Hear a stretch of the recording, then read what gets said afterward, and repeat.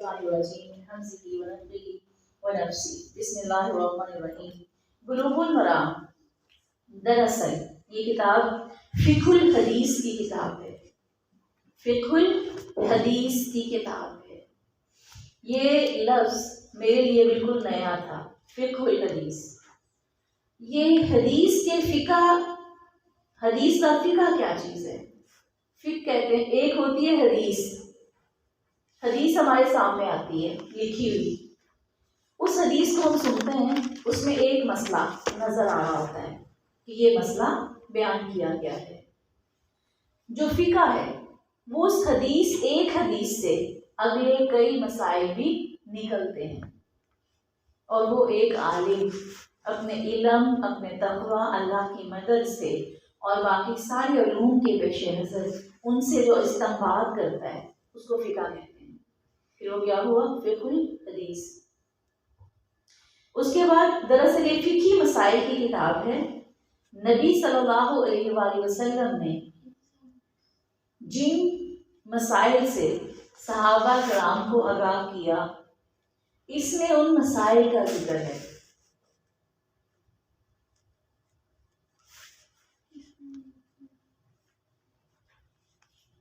یہ مختصر سی کتاب ابتدائی طالب علم کے لیے ہے۔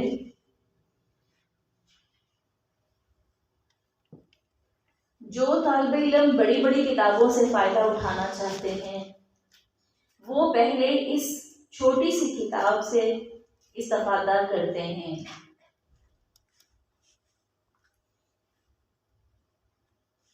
بلوغ المرام پڑھنے کے فوائد۔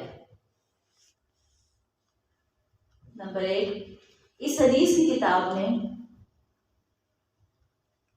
مذکورہ مسائل کا مختصر مواد پیش کیا گیا ہے۔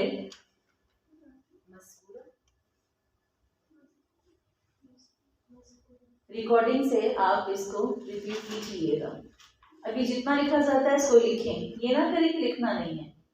اپنی ہینڈ رائٹنگ کو، اپنی اسپیڈ کو تیز کریں اور کوشش کریں یہیں پر لکھیں، پھر جو چھوٹ جائے اس کو وہاں سے نوٹ کر لیں۔ نمبر 2، اس میں صحیح اور ضعیف احادیث کی مکمل نشاندہی کی گئی ہے۔ نمبر 3، تمام کتب کے حوالہ جات دے کر ابتدائی طالب علم کو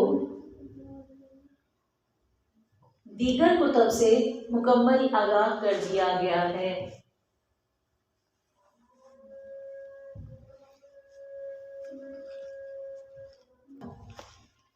4 نمبر لکھے تھے، 3 لکھے تھے نا پوائنٹس۔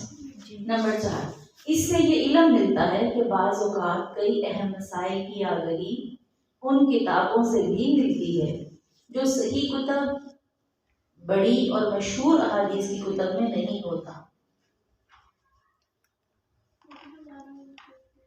اس سے یہ علم ملتا ہے کہ بعض اوقات کئی اہم مسائل کی آگہی ان کتابوں سے بھی ملتی ہے جو صحیح کتب اور بڑی اور مشہور احادیث کی کتب میں نہیں ہوتا۔ اب اگر ان ساری باتوں کو میں مزید ایکسپلین کروں تو آپ کی سمجھ میں آئے؟ کس کو لگتا ہے کہ میں نے پوائنٹس لکھوائے سمجھ میں آ گئے؟ مذکورہ و ذکر کی گئی حدیث ہوتی ہے، کسی بھی جگہ پر جو چیز ذکر کی گئی ہوتی ہے، اس کو ذرا اپنے سمجھنے کے لیے سنیں۔ اب یہ پوائنٹس، ٹھیک ہے۔ نمبر 1 جو پوائنٹ ہے، اس پوائنٹ میں یہ بتایا گیا ہے اس حدیث کی کتاب میں، یہ جو بلوغ المرام کے پاس ہے، اس میں جو مسائل ذکر کیے گئے ہیں وہ صرف مسائل سے ریلیٹڈ بات ہے۔ جب ایک حدیث کی کتاب آپ آئندہ پڑھیں گے، نسائی ہے، کوئی بھی کتاب ہے، اس میں باب الوضو ہے، اور ایک ایک باب، ایک ایک معاملہ جو ہے وہ اگر 20 صحابہ نے راوی روایت کیا ہے تو 20 حدیثیں اس میں نوٹ ہیں۔ اس میں یہ بھی لکھا ہے کہ آپ صلی اللہ علیہ وسلم چل کے آ رہے تھے، آپ جب بیٹھے تھے تو آپ نے اپنا ہاتھ اپنی ران پہ یوں رکھا تھا۔ اس میں یہ بھی لکھا ہوگا کہ آپ صلی اللہ علیہ وسلم جب بات کر رہے تھے تو آپ کے سینے کے سامنے کا بٹن کھلا تھا، آپ بات کر رہے تھے، اپنے چہرے کا ایکسپریشن کیا تھا۔ اس میں بہت بہت تفصیل ہوتی ہے، بہت ڈیٹیلز، ٹھیک ہے۔ اور اس میں باقی سب کچھ بھی علم، وہ ایک علم کا پورا سرچشمہ اس میں ہوتا ہے، وہ ہوتی ہیں حدیث کی بڑی بڑی کتابیں، انڈرسٹینڈ؟ اس میں ساری باتیں آپ سب اپنے گھر گئے، آپ عائشہ سے یہ بات کر رہے تھے، حضرت عائشہ سے، آپ فلاں سے یہ معاملات کی پوری گہرائی اس کتاب میں، اس کو کیا کہا جاتا ہے؟ مختصر کتاب. ٹھیک ہے، اس میں صرف اور صرف کیا ہے؟ مذکورہ مسائل کا مختصر مواد پیش کیا گیا ہے. صرف اس میں وہ باتیں جو صحابہ کو وضو کے دوران بات سمجھ میں نہیں آئی، وضو سے متعلقہ، کن چیزوں سے وضو ٹوٹتا ہے، نواقض الوضو، اس میں ایک باب ہے نواقض الوضو، وضو کے ٹوٹنے کا بیان، تو صرف اس میں وہ ہوگا کہ وضو کس سے ٹوٹتا ہے.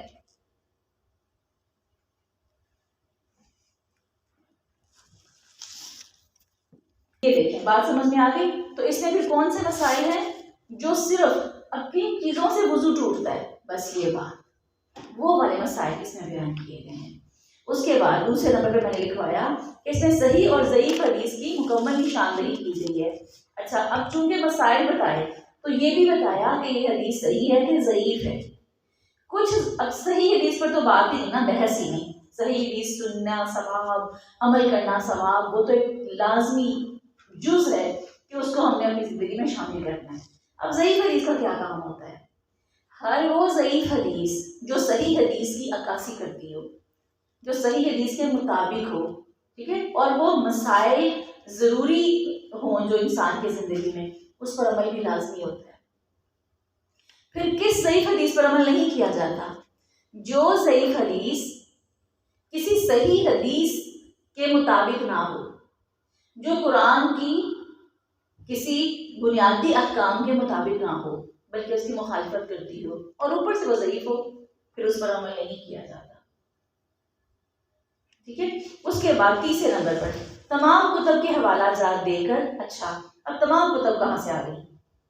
حالانکہ عام طور پر یہ سوال مجھے سمجھنے کے میری بات کا مجھے جواب ملا تھا اس کو پڑھ کے، کیونکہ ہوتا یہ ہے کہ جب ہم کتابیں پڑھتے ہیں اور علم لیتے ہیں تو یہ الجھن ہوتی ہے کہ جب صحیح حدیث موجود ہے، جب نسائی، ترمذی، بخاری کا کتنا نام ہے اور صحیح نام ہے کہ وہ نام کے قابل ہے، مسلم ہے، ترمذی ہے، وغیرہ وغیرہ، یہ صحیح ہیں کہی جاتی ہیں. 6 صحائف ستہ ان کو کہا جاتا ہے، 2 کو صحیح ہیں اور 6 صحائف ستہ. اب 6 حدیث کی کتابیں موجود ہیں تو کیا ضرورت ہے؟ عبرانی کا حوالہ دیا جاتا ہے کبھی کبھی، بہقی کا حوالہ دیا جاتا ہے کبھی کبھی، ابھی آپ نام پڑھیں گے. ٹھیک ہے. تمام کتب سے مراد کیا ہے کہ صحائف ستہ کے علاوہ جو کتابیں ہیں.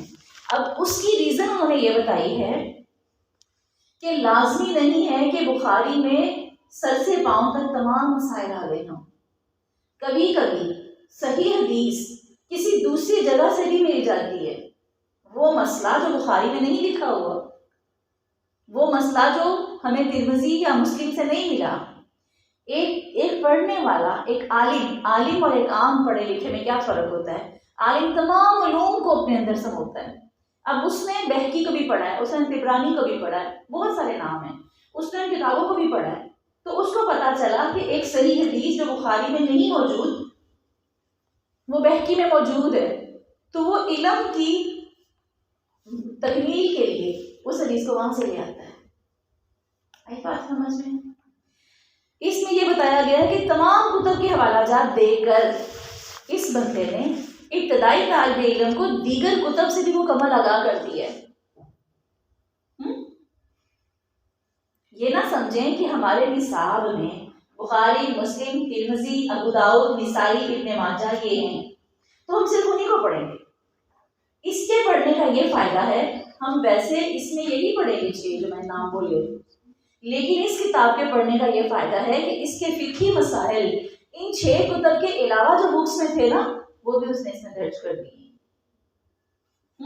اور ان کا نام بھی لیا ہے. نام لینے سے کیا فائدہ ہوتا ہے؟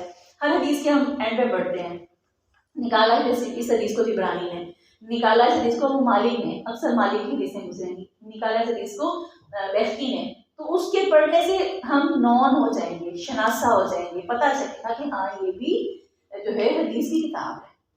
جب ہم یہ نہیں پڑھتے اور اچانک سے ہمارے سامنے کوئی اجنبی سا نام آ جاتا ہے، رزین نام ہے، ٹھیک ہے، ایک حدیث کی کتاب ہے. جب میں نے پہلی بار پڑھا تھا تو میں نے کہا یہ کیا ہے، پتہ نہیں حدیث بھی ہے. آپ کے سامنے اچانک نام آتا ہے. جب آپ نے اس کتاب سے مختلف نیمز پڑھے ہوں گے تو آپ کو کل کو کہیں سے حوالہ پڑھتے ہیں تو آپ کو پتا ہوگا کہ ہاں یہ واقعی حدیث کی کتاب ہے. یہ اس پوائنٹ میں یہ بتایا گیا ہے کہ اس رائٹر نے کیا کیا ہے، ان 6 صحائف ستہ کے علاوہ جو حدیث تھی ان کے بھی ذکر کر کے آگاہ کر دیا ایک نئے طالب علم کو کہ یہ بھی کتابیں حدیث ہی کی ہیں، اور کئی احادیث ان میں صحیح حدیث ہوتی ہیں. صرف کل کائنات بخاری مسلم میں صحیح حدیثیں نہیں ہیں. امام مالک کی لکھی ہوئی کتاب، اس میں بہت ساری صحیح حدیث موجود ہیں، ساتھ ضعیف بھی ہیں. ان کی خوبصورتی، ان کا حسن کیا ہے، اس میں ضعیف حدیث نہیں ہے، ٹوٹل صحیح حدیث ہیں. اس میں بخاری اور مسلم. آپ بات سمجھ میں آ گئی؟ اور اسی کی وضاحت اگلے پوائنٹ میں ہے. اس سے یہ علم ملتا ہے کہ بعض اوقات کئی اہم مسائل کی آگہی ان کتابوں سے بھی ملتی ہے جو صحیح کتب اور بڑی اور مشہور حدیثی کتب میں نہیں ہوتی. ٹھیک ہے، کہ کچھ علم ان سے مل جاتے ہیں، چھوٹی کتابوں سے مل جاتے ہیں جو بڑی میں نہیں ہوتے. یہ پوائنٹ سمجھ میں آ گئے؟ مزید مصنف کے بارے میں آپ کو آگے بتاتی ہوں. تب تک آپ لوگ میرے آنے تک اپنا وہ اثر بھی ہو گئی ہے، نماز پڑھیں، اور نماز کے بعد اگر مجھے 5 منٹ زیادہ لگ گئے تو آپ اپنا وہ جو ہے ترجمہ اور اس کا ان کو لیسن دیں. ٹھیک ہے، آپ لوگوں کا انشاءاللہ